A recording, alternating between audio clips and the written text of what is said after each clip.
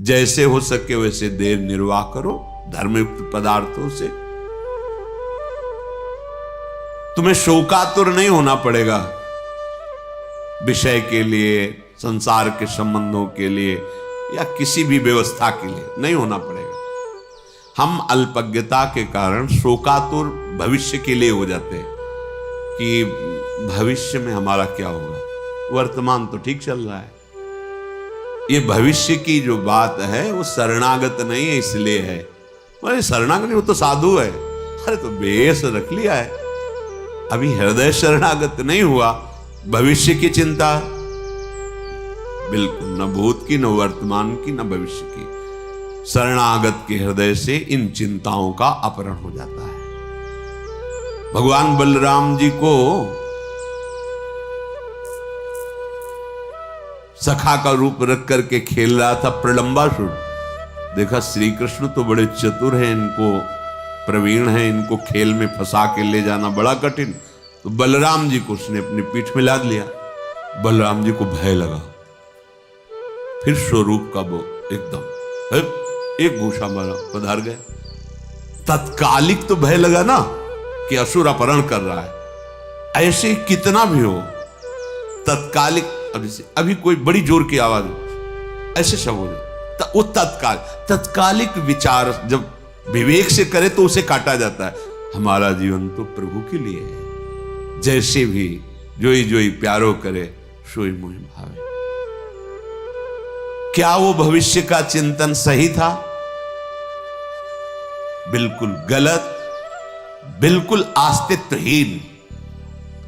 ऐसे ही जब हम अपने आराध्य से देव से अलग होकर शरीर को सोचते तो भूत की चिंता, वर्तमान की चिंता, भविष्य की चिंता, मैंने ऐसा किया उसे भोगना पड़ेगा, ऐसा ना करते तो ऐसा, भूत की चिंता, वर्तमान की चिंता, भविष्य की, ये तीनों चिंताओं का अपहरण हो जाता है शरणागति से। ये हम विश्वास के लिए कह रहे हैं, हमें आगे के विषय में नहीं सोचना। हमारा आज, हमारा कल सब मंगल होगा, क्योंकि हम मंगल भवन प्रभु की शरण में। तुम्हें शोक प्राप्त नहीं होगा, ये बहुत विश्वास की बात। जैसे वृद्ध शरीर, आप वृंदावन वास कर रहे हैं, आपको लग रहा है कि अब घर जाना पड़ेगा, कोई हमारी सेवा, जाना पड़ेगा घर। है आपके घर ना, है घर वाले, जाना। और जिनके है ही नहीं, घर वाले ही प्रिया प्रीतम, वृंदावनी घर है, जाए तो कहां, जाऊं कहां तजी चरण तुम्हारे, कोई ठौर ही नहीं।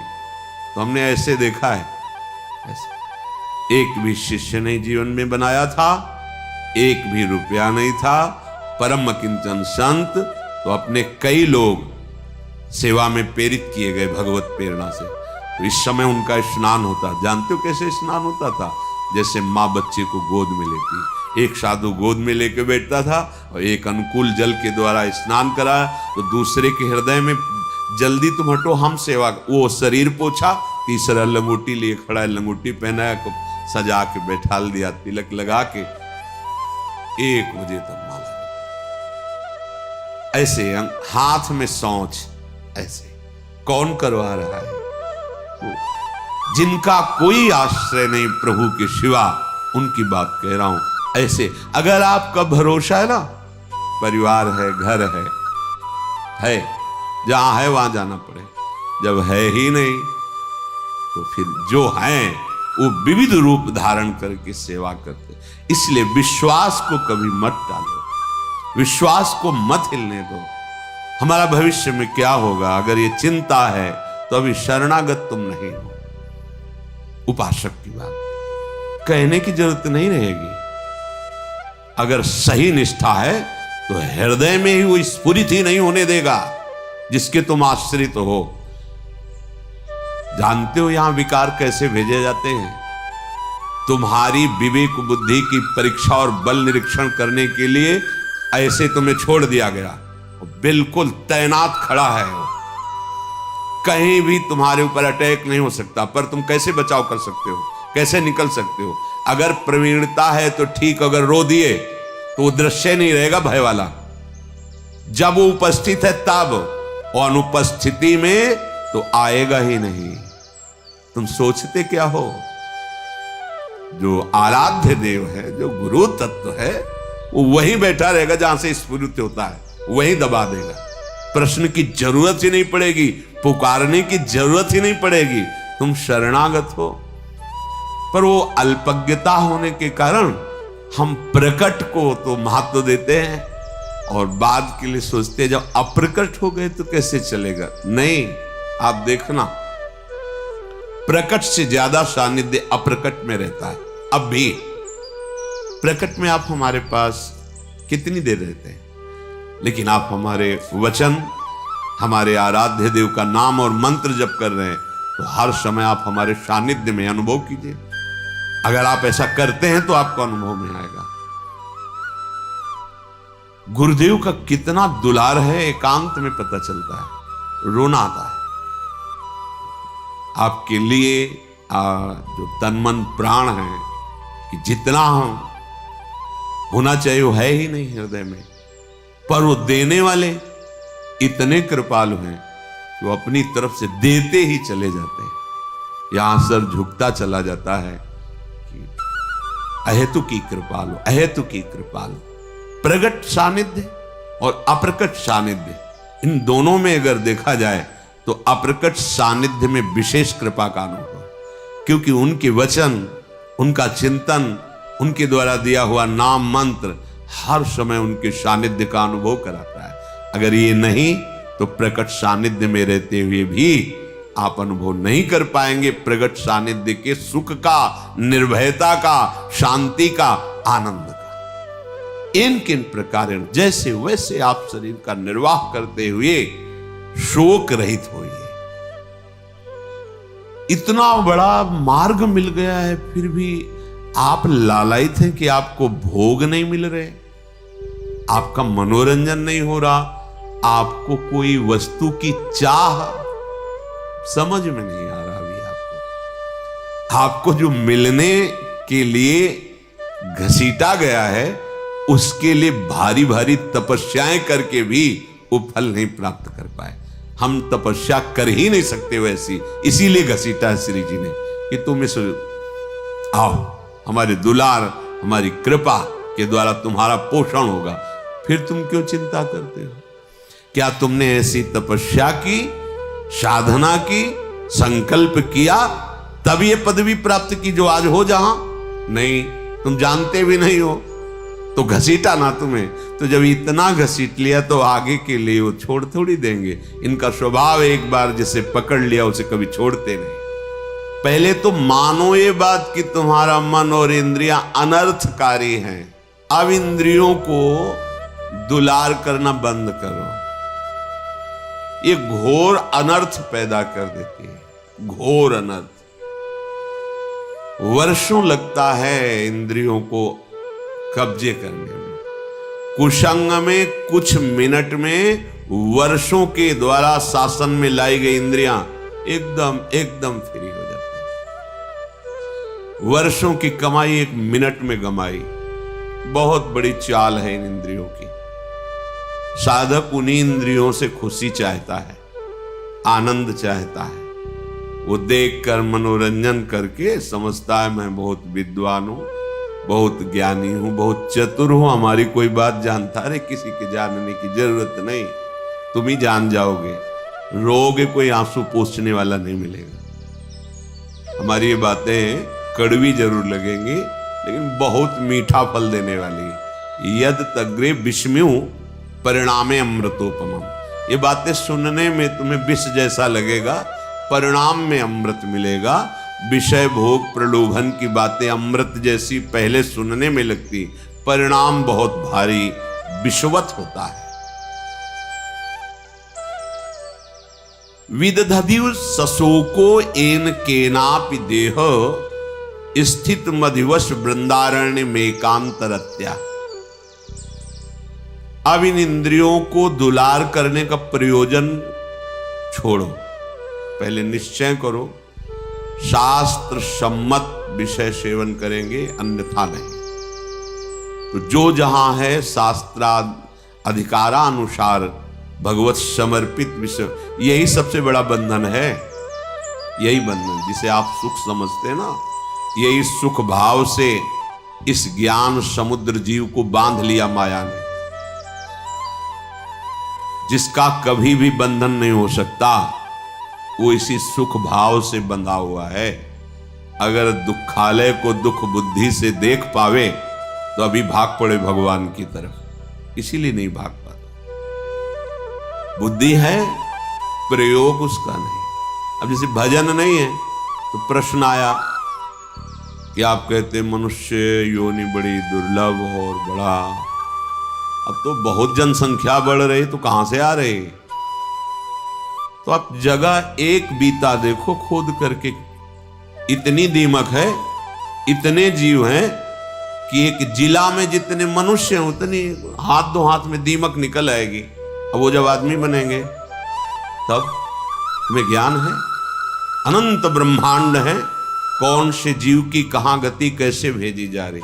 कलयुग को महर्षियों ने प्रणाम किया है, ब्रह्म ऋषियों ने प्रणाम किया है। जितना लाभ आप कलयुग में वृंदावन का ले रहे हैं अन्य युगों में नहीं ले पाए। जितनी जल्दी भगवत प्राप्ति कलयुग में होती अन्य युगों में नहीं होती। 10-10 हजार वर्ष तपस्या करके जो फल प्राप्त अन्य युगों में करते थे, दाहिने पैर के अंगूठे के बल खड़े होकर दोनों हाथ उठाकर आकाश दृष्टि करके मंत्र जप कर रहे हैं, जल में खड़े होके 24 घंटे नाम कीर्तन में वो फल प्राप्त हो जाएगा। जो 10,000 वर्ष तपस्या, कलयुग बहुत प्रणाम करने योग्य है। पर आप भगवत विमुख हो जाओगे तो भ्रष्ट कर देगा, नष्ट कर देगा। तो क्या और युगों में ऐसे आचरण वाले व्यक्ति नहीं थे क्या? कम थे। ऐसे ही भगवत आचरण वाले क्या कलयुग में नहीं है क्या? कम है। बहुतायत है अधर्माचरण करने की प्रवृत्ति, बहुतायत है इसकी। अब आपको अंदर से सोचना है कि मेरा प्रयोजन इंद्रियों का दुलार करना नहीं है, अभी ठीक होने लगेगा। पर ये सोचना आचरण में उतारना होना चाहिए। नहीं सोचते तो बोलते रहते हैं वैसा नहीं करेंगे, पर वो कसम और नियम 1 मिनट लगता है तोड़ने में। इसके बाद फिर रो बैठ के क्या हो गया, ऐसा मैंने क्यों किया, फिर भी ठीक नहीं होगा। फिर 2, 4, 6 दिन फिर वहीं पहुंच जाओगे, फिर निराश हो जाओगे। अब तो हम चलने लायक ही नहीं भगवत मार्ग में। इसलिए प्रार्थना है, अलमल मति घोरा अनर्थ कारेन्द्रियाणा मतिशय परितोषैर दुष्करैर दुस्तरैश्च। अब इंद्रियों के परितोष वाली बातें छोड़ो, अब इंद्रियों का पोषण मत करो। जो धर्म विरुद्ध भोग चाहती, जलना ही पड़ेगा। जलना, जलन शब्द याद कर लो। ये जलन तभी होती है जैसे कोई भी साधक विचलित है, मेरा मन नहीं लग रहा, मुझे बहुत परेशानी हो रही, ऐसा गलत कर रहे हो, जांच लो, जांच लो। गलत चिंतन है, गलत आचरण है, नहीं तो अभी प्रारंभ में ही मस्ती प्रारंभ हो जाएगी। वो एक अध्यात्म की जो जलन पाप नष्ट करने वाली, वो मन बुद्धि चित्त इनको शीतलता प्रदान करती है। ये जागतिक जो जलन है, ये आपका आचरण गलत है कहीं, नहीं तो उसी मार्ग में चले हुए पथिक है। वो एक आध्यात्मिक जलन होती है। कैसे विकार दूर हो, ऐसा वो विक्षिप्त नहीं होता, प्रवीण होता चला जाता है। कैसे का उसको उत्तर मिलेगा, क्योंकि सही मार्ग में चल रहा है। जब आप गलत कर रहे हो, गलत संग कर रहे हो, गलत आचरण कर रहे हो, शास्त्र विरुद्ध वार्ता कर रहे हो, शास्त्र विरुद्ध चिंतन कर रहे हो, तब तुम्हें वो विक्षेप प्राप्त होगा, जिसके लिए तुम पागलपन प्रकट करते हो कि अब मुझसे सहा नहीं जा रहा, रहा नहीं जा रहा, क्योंकि आग बढ़ा दी तुमने, उसको फूस दे दिया, घास फूस जमा कर दी, अब ज्वाला बढ़ रही, तुम्हारी गलती। जब हम गुरुजनों की शरण में हैं, प्रभु की शरण में, तो मुझे कल्याण की भी परवाह नहीं, तो चिंता किस बात की। मेरा मन, मेरा तन, मेरे प्राण आराध्य देव गुरुदेव को समर्पित, देख लेंगे वो, संभाल लेंगे वो, बेपरवाह होकर राधा राधा राधा। कहां समझ में आ रहा है? नहीं, इंद्रिय और मन की बात समझ में आ रही है, क्योंकि वो बहुत मुझे सुख देते हैं। स्पष्ट समझ लीजिए, गुरुजनों की बात और शास्त्र की बात इसलिए समझ में नहीं आती, ये पराये हैं। लेकिन इंद्रियां और मन, ये मेरे नहीं, मैं ही हूं, ऐसा अनुभव, ये माया का खेल, इनके द्वारा सिखाई बात सच्ची बात है। इनके द्वारा परोसा गया भ्रमात्मक भोग, ये सुख देने वाले, ये गुरुजन शास्त्र, ये अंदर की, ये मत घोरा अनर्थकारी, ये घोर अनर्थकारी बुद्धि है अंदर की। अब इसे सुधारिए। श्रीपाद कहे क्या करे? बोले विदधा दिवस ससुको एन केनापि देह, एन केन प्रकारेण, जैसे धर्म की कमाई से तुम्हारा शरीर निर्वाह हो वैसे चलो। गृहस्थ हो, विरक्त हो, आकाश वृत्ति, भिक्षावृत्ति, मधुकरी वृत्ति आदि जैसे, उससे निर्वाह करो। किसी भी का, अन्य का आश्रय न लो, तो तुम कभी शोकातुर नहीं होगे विषयों के लिए। एक एक शब्द पकड़ने लायक है। अगर आप धर्म पूर्वक चलते हैं, धर्म की कमाई से नमक रोटी खाते हैं, आप चैन में रहेंगे, मस्त रहेंगे, क्योंकि भगवत मार्ग के प्रतीक है। गृहस्थ होते हुए आप अधर्म की कमाई कर रहे हैं, करोड़ों रुपए जमा है, भगवत विमुख हो, तुम्हें चैन नहीं मिल सकती, जिसे शांति कहते हैं, जिसे विश्राम कहते हैं, जिसे आनंद कहते हैं, स्वप्न में अनुभव नहीं हो सकता। करके देख लो, जल रहे, खूब करके देख लो, जलते ही रहोगे। ये पद, ये शरीर, ये भोग, ये वाहवाही, ये स्वाप्निक है, चंद मिनट की है। तुम्हारी वाहवाही क्या, जहां बड़े बड़े ताज उतार के रखते थे वो भी नहीं रहे। बहुत सावधान।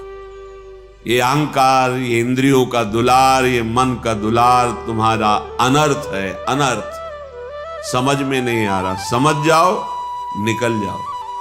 तुम ही फंसे हो, सुख की बुद्धि ने तुम्हें फंसाया है, और इसका नाम दुखालय है, सुख नहीं है, नहीं है सुख। तुम्हारी बुद्धि अनर्थकारी तुम्हें धोखा दे रही है। अभी कैसे समझ? बहुत अल्प बुद्धि है, तर्क करते हैं, तर्क करते हैं।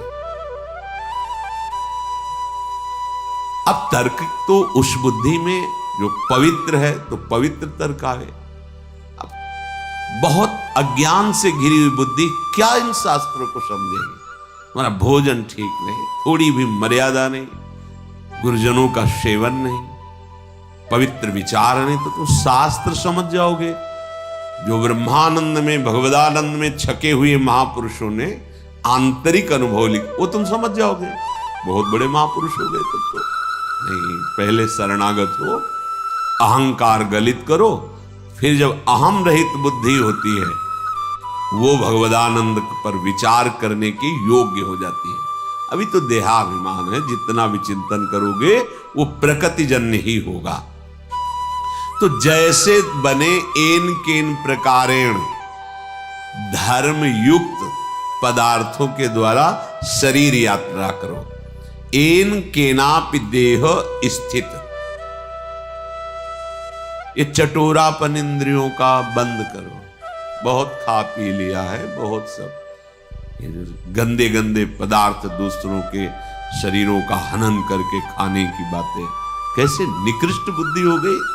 उल्टी नहीं आती तुम्हें? बमन नहीं होता तुम्हें बात सोच के? पर बुद्धि है, देखो अनर्थकारी बुद्धि है। अरे बहुत बलिष्ठ कर देता है, खाओ बस, विजय प्राप्त कर लोगे। किस पर?